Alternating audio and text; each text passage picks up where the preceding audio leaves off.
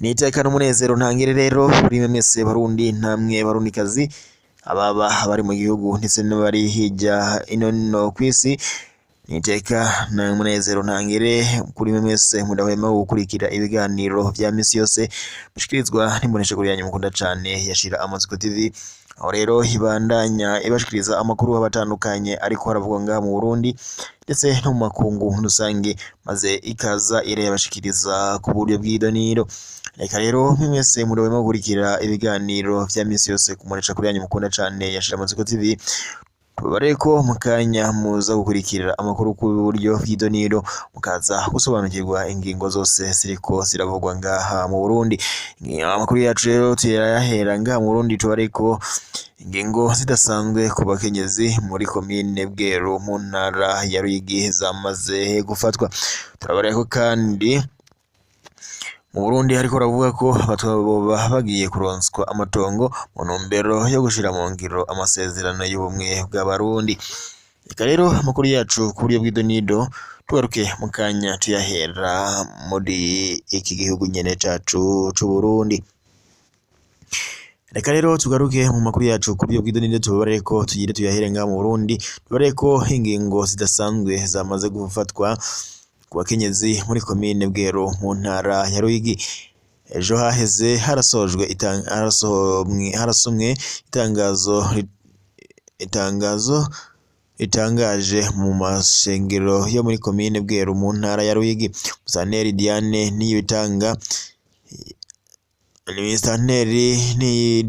Niyibitanga yafatiye ingingo zidasanzwe abigeme n'abakenyezi mu ntumbero yo gucungera umutekano no kugarukana indero ndundi. Isaha imwe y'ijoro nta mwigeme n'umwe arekuriwe kuba mw'ibarabara kiretse ari kumwe n'abavyeyi, naho nyene si umuvyeyi wese kuko n'abakenyezi bafatiwe ingingo ko inyuma y'iyo saha atawuzoba mu kabare canke mw'ibarabara atari kumwe n'umugabo wiwe canke aterekanye imvo yumvikana. Twihojeje ko ingingo nk'izo zaka uburenganzira umwigeme n'umukenyezi kubera zitanga uburenganzira budasa ku bagabo n'abagore. Hari utubazo twishi duca twaduka. Ikibazo ca mbere hari kwibazwa umupfakazi azobigenza gute? Ca kabiri, umugore akuze atigeze yubaka urugo bamushira mu ruhe mugwi? Ikibazo ca gatatu, uruhusha rwemeza ko umukenyezi afise imvo yumvikana yo gusohoka ruzotangwa nande? Ca kane, mbega izi ngingo ziraba musanteri wenyene ko mbona nawe ari umukenyezi? Ninde azoca amuha uruhusha rw'imvo zumvikana zo gusohoka? Ca gatanu, abigeme bafise ubuzi buhera inyuma y'iyo saha bizogenda gute? Aho tuvuga abaganga, abapolisi ndetse n'abakora mu bubari n'abandi. Ubwo musanteri ntabona ko ashize mu bibazo bikomeye umwigeme buzokwirirako, maze uzokwirirako atarashika muhira, bikavuga ko umupolisi wese canke imbonerakure yose izoca imwigenzako. Uburenganzira bw'abakenyezi bwavuye mu rugamba rukomeye abakenyezi bagwanye mw'isi nzima. Hari n'ibihugu nka Irani abakenyezi bariko baragwanya amategeko nk'ayo. Birababaje ko umukenyezi ariwe afatira ingingo nk'izo bagenzi we, kumbure we aracafise umugabo wumvikana azoza aramuherekeza, ariko ntiyiyumvire ibishobora kumugwako niyapfakara atakiri musanteri.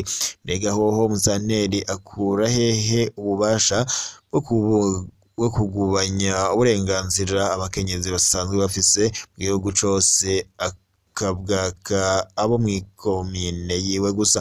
Aya mategeko avuga abihana mbese ni ayahe? Ayo mahadabu se yo bazocibwa angana gute? Yanditse he? Canke ubafashe niwe nyene azoca yiyumvira amande?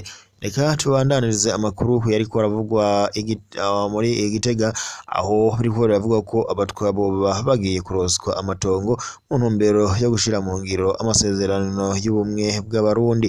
Umukuru w'igihugu c'u Burundi Evariste Ndayishimiye akaba yabishikirije igihe yari Gitega mu birori byo guhimbaza kuri uyu wa mbere imyaka 32 iheze hemejwe amasezerano y'ubumwe bw'abarundi.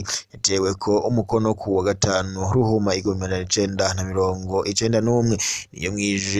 nayo mwijambo yashikirije abarundi uca himbazwa uwo munsi. Evariste Ndayishimiye yasiguye ko iryo genekerezo atari umunsi w'ibirori gusa, ahubwo ari uwo kwisuzuma kugira abantu bibuke ko ari bamwe kandi basangiye igihugu.